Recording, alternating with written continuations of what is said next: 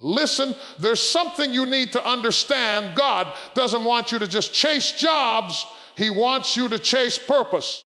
A job is what you do to make a living, but purpose is why you were born. A job might put food on your table, but purpose will put fulfillment in your soul. You can have the paycheck, the benefits, the corner office, and still go home at night with an emptiness you can't shake, because deep down you know you were created for something more than just clocking in and clocking out. When you chase jobs, you're chasing security. And while there's nothing wrong with having stability, if you let security become your God, you'll always lie beneath your potential. Jobs can be lost, companies can close, markets can shift, but purpose cannot be shut down. Purpose is eternal because it was spoken into you before the foundations of the world. God said, before I formed you in the womb, I knew you. That means your assignment was written before your RA Summe was ever created. So why settle for what looks good on paper when heaven already wrote your script? I've seen too many people wasting years of their lives climbing the ladder of success, only to realize that the ladder was leaning against the wrong wall. You can spend your whole life climbing, hustling, networking, building, and still end up exhausted because you were never meant to live on ladders. You were meant to soar on wings. Jobs might give you ladders, but purpose gives you wings. And when you walk in your God-given purpose, you don't just rise, you soar above limitations, above opinions, above statistics. Now, don't get me wrong. God will often use your job as a tool to get you to your purpose. The job may be the training ground, the place where he teaches you discipline, consistency, and stewardship. But the job is not the destination, it's the classroom. And some of you have confused the classroom for the calling. Don't mistake the place you're learning for the place you're meant to live. Sometimes God will let you stay at a job until you develop the skill set, the patience, the character. But when the season shifts, you've got to be ready to step into what you were born for. Purpose is what keeps you going when life gets hard. See, a job can frustrate you. A boss can fire you. A company can overlook you. But when you've got purpose burning inside of you, rejection won't destroy you. Setbacks won't stop you. Doors that close in your face will only push you to find the one God already opened. Because when you know your purpose, you stop living for applause and you start living for assignment. You stop measuring your worth by promotions and start measuring it by impact. And here's the truth. Your purpose is not just about you. Your purpose is tied to somebody else's deliverance, somebody else's healing, somebody else's breakthrough. That's why the enemy fights you so hard, because he knows if you ever step into what you were created for, lives will be changed, families will be restored, chains will be broken. You're not just working for a paycheck. You're carrying destiny in your spirit. That's why you can't afford to waste your life chasing jobs.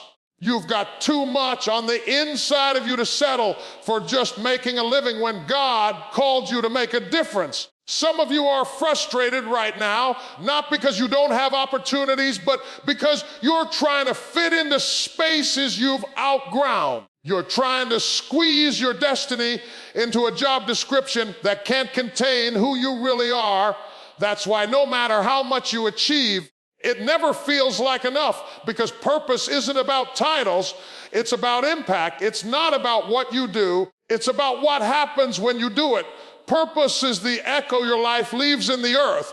Purpose is the imprint your existence makes on eternity.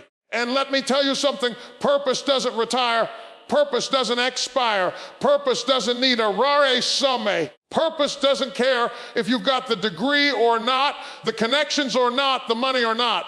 Purpose is fueled by the God who called you, and as long as you've got breath in your body, you've got time to walk in it. Don't let fear make you chase what's comfortable instead of what's eternal. Don't let people's opinions trap you in jobs when God is calling you into destiny. So I dare you to stop asking, what job should I take? And start asking, what purpose should I fulfill? Stop saying, who will hire me? And start saying, who am I called to help? Stop asking, what position can I get? And start asking, What problem was I born to solve? Because when you walk in purpose, the jobs will find you. The resources will find you. The people you need will find you. Seek first the kingdom, and all these other things will be added unto you. God didn't send you here to just pay bills and die. He sent you here to manifest his glory in the earth. He sent you here to be light in dark places, to be salt in tasteless situations, to be his hands and his feet in a world that's desperate for hope. Don't waste another year of your life chasing what won't last. Jobs may end, but purpose will echo for generations. Some of you have been asking God to move, but God is asking you to believe. You're waiting for evidence before you trust him, but real faith doesn't need evidence. Real faith says, I may not see it yet, but I know it's already mine. Real faith says, I don't need the approval of people because I already have the promise of God. Real faith walks into the interview like the job is already secured, steps onto the stage like the message is already received, starts the business like the clients are already waiting, and loves like healing is already done. Faith doesn't wait for the door to open. It turns the handle because it knows the master already gave access. And hear me, faith is not just believing in God's ability. It's trusting in his timing. It's easy to believe God can do it. The challenge is to believe God will do it when he chooses to do it. Faith is not only the substance of things hoped for, but it's the patience to stand still while the substance is being formed. You've got to believe even when it's delayed. You've got to believe even when it doesn't look like it's coming together, because some doors take longer to open, not because God is denying you, but because he is preparing you. If he gave it to you too soon, you wouldn't have the character to keep it. Faith is the bridge that carries you through the season of waiting until you're ready for the weight of the opportunity. There are opportunities that are divine, meaning they don't come by hustle, they don't come by networking, they don't come by manipulation, they come by faith. Divine opportunities are orchestrated by God himself, and the only way to access them is to believe. That's why the enemy fights your faith so hard.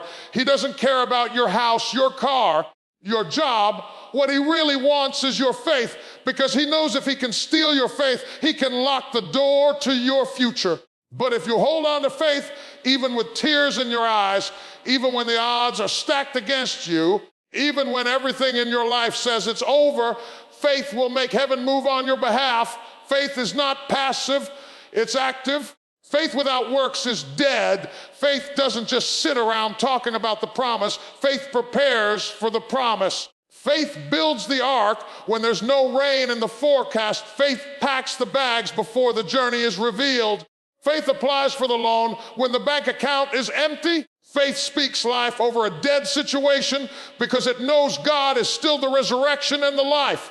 Faith doesn't just dream, it acts on the dream, because faith understands that every step of obedience is a key that turns the lock to destiny. Let me tell you something. Faith will make you look foolish before it makes you look faithful. People will laugh, they will doubt. They will say you're crazy for believing in something that hasn't materialized yet, but when God brings it to pass, the same people who mocked you will marvel at what he did in your life. That's why you can't afford to let people's opinions weaken your faith. What looks impossible to man is possible with God, and faith is the bridge that takes you from impossible to possible. And here's the beauty of faith. It doesn't take much, just a mustard seed, just a whisper of belief in a God who never fails. Faith the size of a mustard seed can move mountains.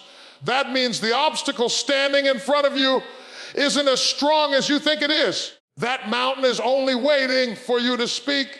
That mountain is waiting for you to believe. And when you release your faith, mountains move, rivers part, giants fall, and doors swing wide open. So stop standing in front of closed doors crying about what hasn't happened yet. Stop complaining about who didn't open it for you. Stop pacing the floor wondering if you're qualified. You don't need their permission. You don't need their endorsement. You don't need their approval. All you need is faith, because faith is the master key. It doesn't matter if the lock is rusted, if the hinges are tight, if the door is sealed shut. Faith will turn the key, and what was once impossible will open in your life. See, the problem is when we put our careers above our Creator, we end up wandering. We chase after money, we chase after status, we chase after recognition, and even when we get it, something still feels missing. That's because you can't put the blessings before the one who gives the blessing. You can't elevate the work above the one who created you for the work. When God is first, He doesn't just give you any work, He gives you the right work. The work that lines up with your gifts, with your calling, with your destiny. The work that fulfills you from the inside out, not just fills your bank account. Putting God first means you start with prayer before you start with planning. It means you ask for His wisdom before you sign the contract. It means you seek His approval before you seek man's applause.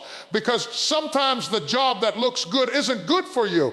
Sometimes the opportunity that shines the brightest is the one that will drain you the most. But when you put Him first, He will whisper into your spirit, that's not your door, or this is the way, walk in it. And that still small voice will save you from wasted years, wasted energy, wasted pain. God knows where your gifts will thrive. He knows where your character will grow. He knows where your influence will have the most impact. And when you let Him lead, He will align you with work that doesn't just pay, but work that matters. The right work is not always the easiest, but it is the most meaningful. The right work is where you feel His presence, where you see lives touched, where you wake up with passion because you know you're walking in purpose. And understand this, God is not just concerned about what you do, He's concerned about who you become while you do it. The right work will shape you, refine you, stretch you. It will pull things out of you that you didn't even know were inside. It will teach you patience. It will build endurance. It will sharpen your faith. Sometimes we resist the place He puts us in because it doesn't look like what we wanted. But if you put Him first, you'll realize that even the uncomfortable places are part of the preparation for greater. That's why you can't despise the small assignments. Don't curse the seasons where it feels like you're hidden. Don't complain about the jobs that seem beneath you. When God is first, even the hidden seasons are holy. Even the small tasks are sacred. Even the places nobody else celebrates are shaping you for what's ahead. Because God wastes nothing. Every step, every season, every assignment is connected when He's ordering your path. Now, when you put Him first, it doesn't mean you won't face challenges. It doesn't mean the road will be smooth, but it does mean you won't have to walk it alone. He'll give you peace when the workload is heavy. He'll give you clarity when the path seems confusing. He'll give you favor with the right people and protection from the wrong ones. And the doors He opens, no man can shut. When God puts you in the right work, you don't have to manipulate. You don't have to scheme. You don't have to compromise who you are. His hand on your life will make room for you. Some of you have been exhausted because you've been trying to do it your way. You've been chasing opportunities, forcing outcomes, leaning on your own strength. But when you put Him first, you shift the weight. You no longer carry the burden of figuring everything out because you trust that the one who created you knows exactly where you're supposed to be. And the truth is, He wants you to succeed more than you want to succeed. He wants you to thrive in your assignment more than you want to thrive. That's why He said, in all your ways acknowledge Me, and I will direct your paths. Not might, not maybe. He will direct your paths. So don't just chase after work, chase after Him. Don't just seek the next opportunity, seek His kingdom first. When you align your priorities, when you put Him above everything else falls to place. The opportunities come, the resources come, the connections come, not because you ran after them, but because they ran after you.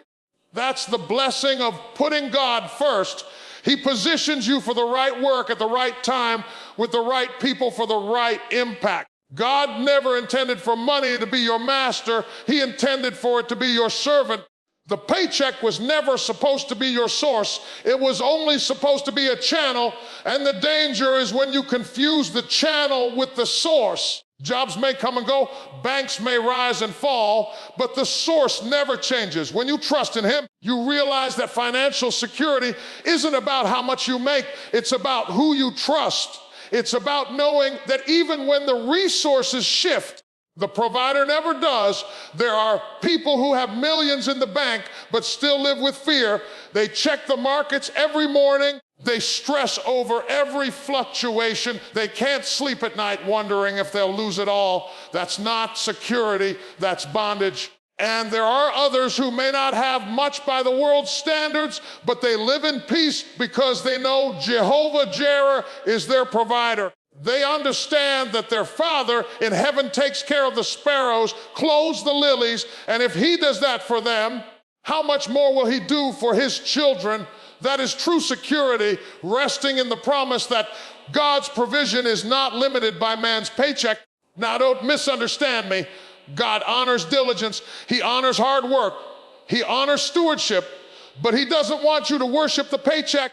He doesn't want you to live in fear that if the job ends, your life ends. He wants you to trust that He is bigger than your boss, bigger than the company, bigger than the economy. He wants you to know that as long as you stay connected to Him, you'll never run out of what you need. He may not always give you everything you want, but He will always give you what is necessary to fulfill your purpose.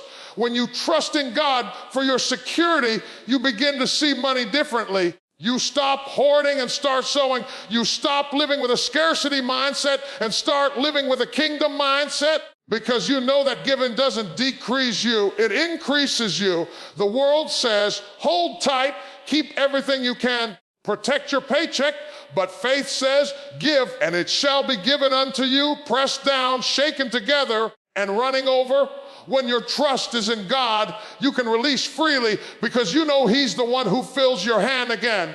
And the truth is, some of you have been limiting your life because you've been trusting in the paycheck. You've turned down opportunities because the numbers didn't look right. You've walked away from assignments because they didn't come with a guaranteed salary. But sometimes the paycheck isn't where the provision is. Sometimes God is calling you into something that looks risky on paper, but is loaded with divine provision. That's why you can't let the paycheck be your God. You got to be able to say, Lord, if you said go, I'll go. If you said step out, I'll step out. Because my trust is not in the job, it's in you. Financial security in God is not about how much you have, it's about how much you believe. It's about waking up every day knowing that He's the one who gives you breath. He's the one who gives you strength. He's the one who gives you ideas. He's the one who opens doors. He's the source of everything you'll ever need. And when you lean into that, you stop panicking over bills. You stop losing sleep over debt. You stop comparing yourself to others. You live with a peace that money can't buy, a confidence that no paycheck can guarantee. I've learned that financial security in God isn't about the size of your wallet. It's about the size of your faith, because faith will have you tithing when it looks like you don't have enough. Faith will have you sowing into somebody else's life even when your own situation looks tight. Faith will have you walking into new opportunities that make no sense to the natural eye but align perfectly with the divine. And when you live that way, you begin to experience provision in ways you could have never orchestrated yourself. Unexpected checks, unexpected opportunities, favor that money couldn't buy, all because you shifted your trust from the paycheck to the provider. A calling is bigger than a career. A career is chosen, but a calling is discovered. A career is something you train for, but a calling is something you were created for. You can retire from a career, but you cannot retire from a calling. Your calling is the thing that keeps pulling at you even when you try to ignore it. It's that fire in your bones that won't go out. It's the gift that flows so naturally from you that you don't even recognize it as special until somebody else tells you they can't do what you do. That's not just skill, that's calling. When your work is connected to your calling, it doesn't mean it will always be easy, but it does mean it will always be meaningful. You can endure frustration when you know you're doing what you were born to do. You can handle opposition when you know your work is an extension of your assignment. You can push through weariness when you know lives are being impacted through the thing you've been called to. That's why work disconnected from calling feels so heavy. That's why Monday morning feels like a burden for so many people, because they're carrying work they were never designed to carry. And let me pause here and say your calling is not always glamorous. It's not always about a spotlight or a platform. Sometimes your calling is to raise children who will shape the next generation. Sometimes your calling is to serve in a quiet corner where no one sees but God. Sometimes your calling is to use your skills in places that seem ordinary, but the impact is extraordinary. Don't confuse visibility with value. Don't think that because your calling doesn't put you in front of thousands that it doesn't matter. When your work reflects your calling, it carries weight in eternity, even if it looks small in the eyes of men. The danger is when we sell our calling for comfort, when we exchange purpose for a paycheck, when we trade destiny for a desk. And yes, the bills may be paid, the account may be full, but your soul will always know the difference. There is a frustration that money cannot fix, a restlessness that a promotion cannot quiet, a hunger that benefits cannot satisfy. That's the sound of a calling crying out, begging to be expressed in your work. When you understand that work is more than income, you stop asking, what can I get out of this? And you start asking, what can I give through this? You stop measuring success by salary and start measuring it by significance. You stop looking at work as just labor and start seeing it as legacy. And the beautiful thing is, when you align your work with your calling, provision flows more freely because God funds what He favors. He will open doors, connect you with the right people, and provide resources when you're walking in the lane He designed for you. But hear me, alignment requires courage. It takes courage to step away from the familiar and pursue what you're called to do. It takes courage to leave the job that pays well but drains your soul, to follow the path that looks uncertain but resonates with your spirit. It takes courage to risk being misunderstood, failing, to risk starting over. But the truth is, nothing is riskier than ignoring your calling. Because when you bury what God placed inside you, you don't just rob yourself, you rob the world of the gift you were supposed to release. And let me remind you, your calling doesn't start when you get the perfect opportunity. It starts with what you have right now. Even if your current work isn't your ultimate assignment, let your excellence reflect the God you serve. Use it as a training ground, a place where your gifts can grow, your character can mature, your faith can be stretched. Every season matters. Every step is connected. If you're faithful over a few things, He'll make you ruler over many. So don't reduce your work to a paycheck. Don't let your life be defined by wages when God destined you for worship through your work. Don't let the need for money blind you to the deeper need for meaning. Yes, money matters, but meaning matters more. And when your work reflects your calling, you will find both provision and fulfillment, because you are finally living in the lane God created for you.